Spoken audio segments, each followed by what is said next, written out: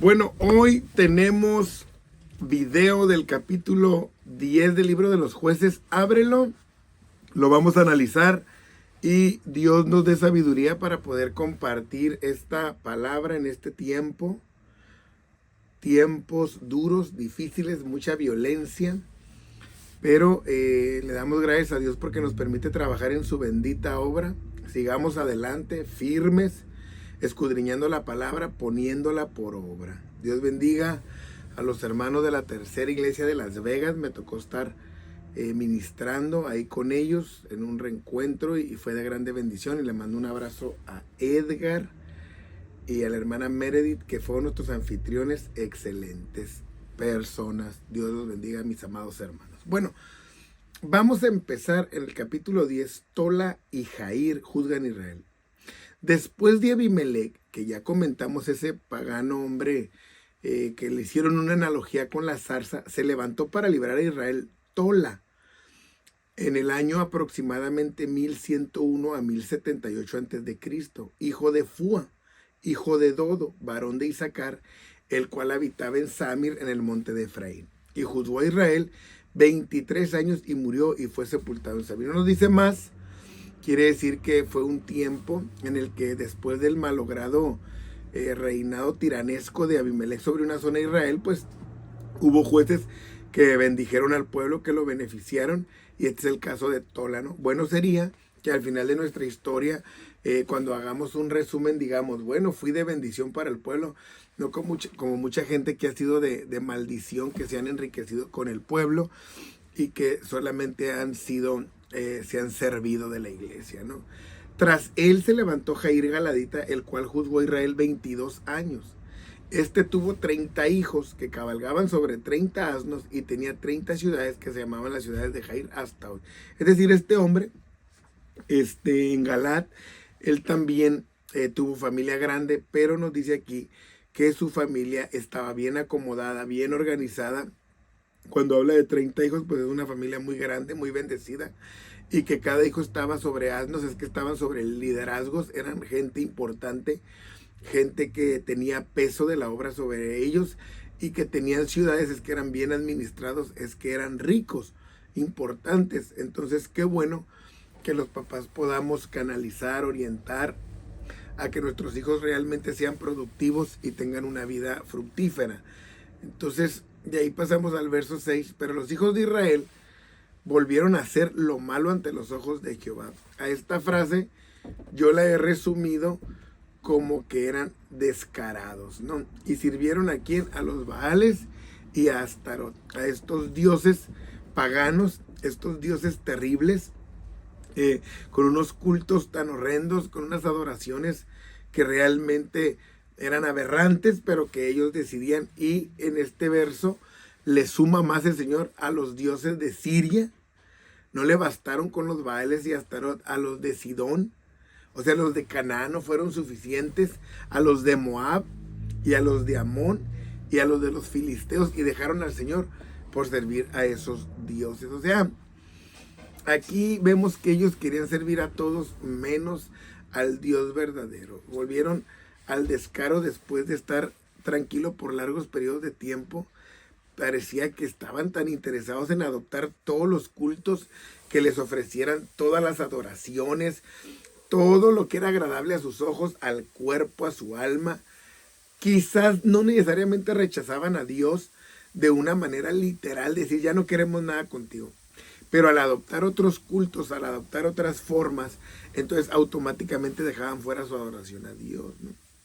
Por ejemplo, si quisiéramos conocer un poco de estos dioses paganos, Baal, que quiere decir amo, señor, que era el dios del clima y de la agricultura para ellos, adorados por muchos de los pueblos primarios de esos pueblos que empezaron las civilizaciones. También él era llamado el señor del estiércol. Yo les he comentado que Baal era una máscara de Satanás, una máscara del diablo que él encontró para engañar a la humanidad y así tener una adoración solamente para él. Desvió la adoración al verdadero y único Dios, y así él, con otro nombre, con otra forma, con otra figura, con una máscara, empezó a recibir la adoración de él. Era el Dios de la inmundicia, ya que donde ellos lo adoraban, donde ellos hacían sacrificios, por toda la falta de higiene estaba lleno de moscas, entonces por eso era llamado Baal-Zebú, también el señor de las moscas, por todo lo asqueroso que estaba ahí, contrario a todo lo que se adoraba al Dios Santo, como Dios les pedía ser pulcros, ser limpios, ser pues realmente personas que dieran testimonio en todo. A ellos no les interesaba. De hecho, han encontrado moscas talladas en oro en honor a este Dios, ¿no? Astarot, pues también Dios adorado en el cielo por su belleza, según la mitología, que era admirado por los ángeles, por su poder, pero anheló el trono de su creador. Y al ser desterrado por su creador, fue partido en dos. No estamos hablando de mitología que ellos creían y que ellos avalaban. La parte masculina fue echado al abismo y la parte femenina escondida en cada ser humano. Y por eso busca la destrucción de la humanidad para recuperar esa falta, ese faltante de su ser. Y usa que la pereza, la vanidad, le gusta ser adorado, acepta los sacrificios y habla de la historia de su caída, y en su mano tiene simbolizada la serpiente antigua. Por eso muchos escuchamos decir que todos los hombres tienen una parte femenina dentro de, pues porque es hablando acerca de la adoración y el culto que se le hace a Astarot. Si hemos escuchado esto, todos tienen un lado femenino, es hacerle promoción a este aberrante Dios, aunque lo decimos sin saber, ¿no? Pero, o los que lo digan, de ahí es el origen del lado femenino del hombre. Entonces todo es idolatría. También usaban ellos la mitología para desviar, pero es Satanás mismo el que cayó, el que tenía belleza, el que quería el trono de su creador, el que lo bajó. Es Dios mezclado con mitología, pero es verdad, también es bíblico, pero es Astarot, es Satanás escondiéndose detrás de esta máscara. Y nuestros hijos, nuestros jóvenes, el cristianismo debe de saber descubrir al enemigo para poder saber las acechanzas que él quiere hacer en nuestra vida. Entonces, en un estudio de teología, en un estudio bíblico, en un comentario, como es el caso de estos videos, ustedes van a aprender mucho acerca del enemigo. A veces alguien dice, no, pues es que hablan mucho del diablo, mucho de los demonios, mucho del enemigo, porque es bíblico. El asunto es que no profundizamos en quiénes son y solamente los conocemos por nombre o tenemos la concepción de ellos, ¿no? Entonces también Rimón, que era otro dios que era adorado en Siria, ellos lo adoptaron, tenía su santuario en Damasco y era el dios del trueno y del rugido. O sea, pura creación, que ellos le delegaban los poderes o las maravillas de la creación a ciertos dioses inventados. Esto ha sido a lo largo y ancho de la historia del pueblo de Israel y de la humanidad. Adoptar cultos religiosos paganos que no son ciertos, inventados por el hombre.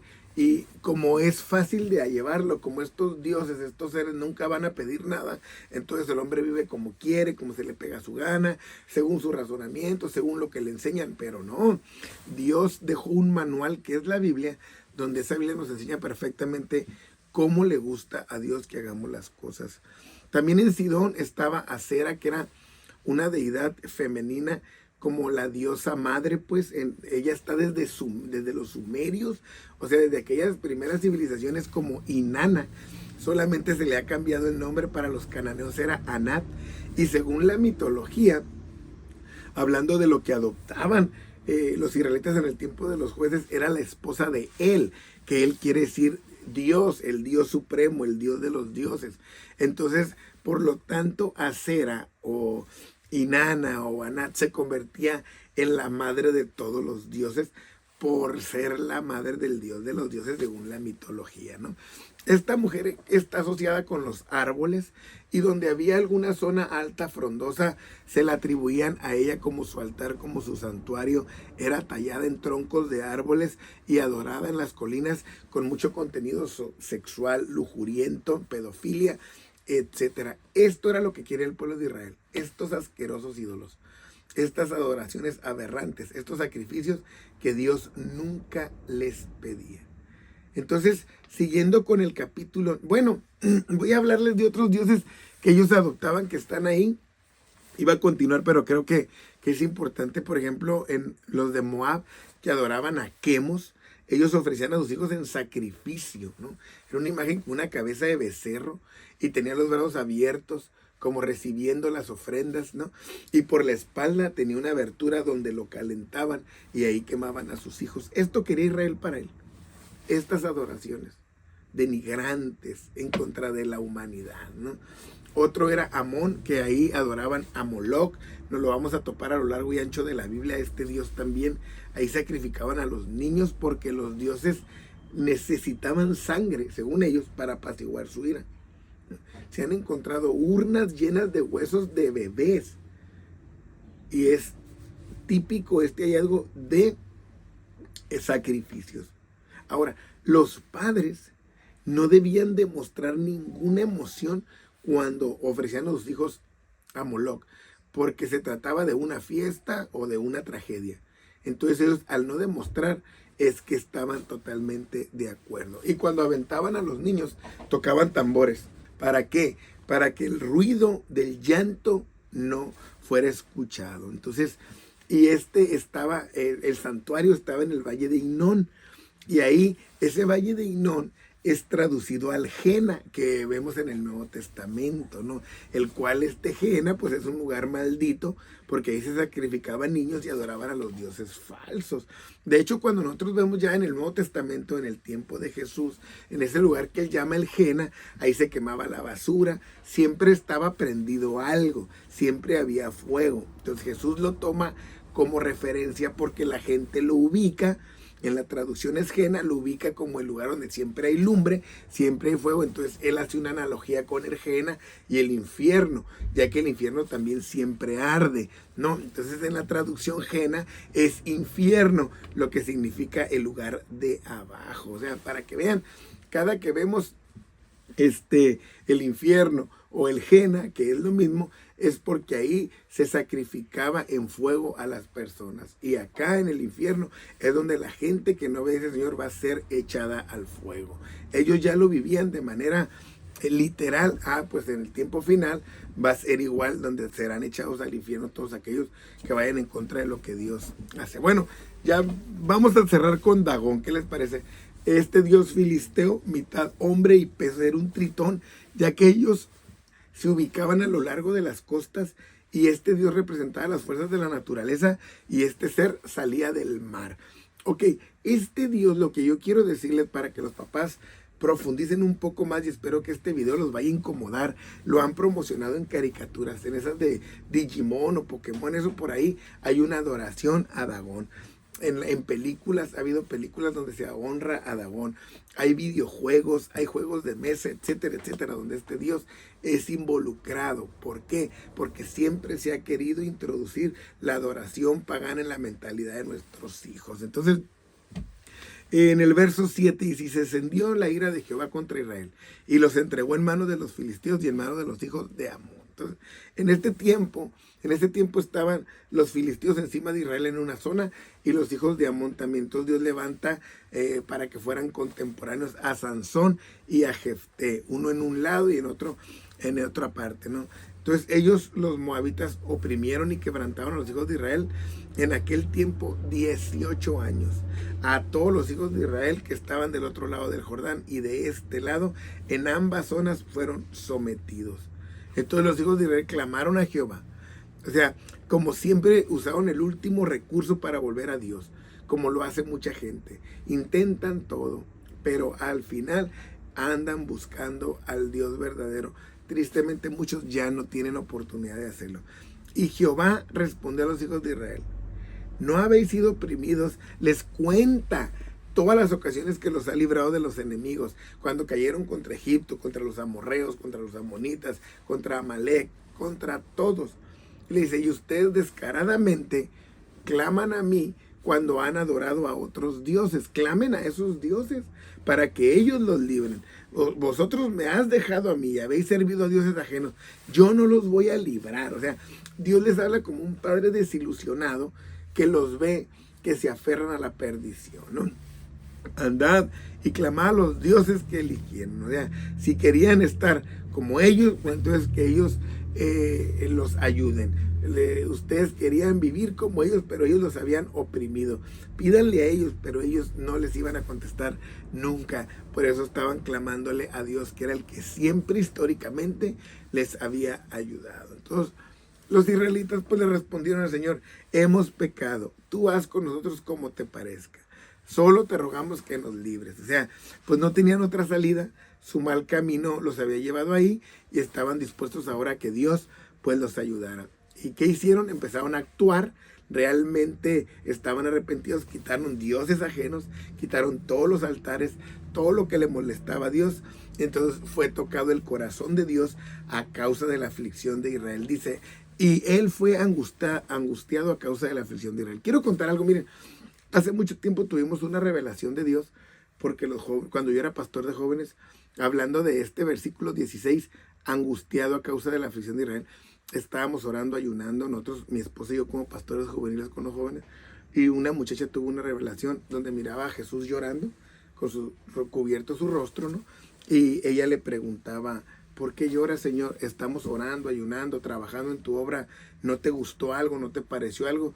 Y el Señor le decía: porque ustedes han tocado mi corazón con lo que hacen.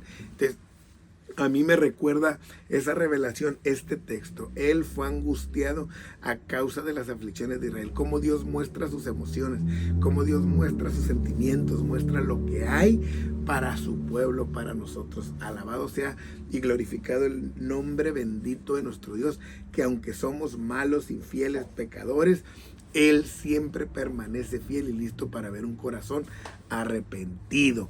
Entonces se juntaron los hijos de Amón y acamparon en Galaad, y se juntaron así los hijos de Israel y acamparon en Mizpa.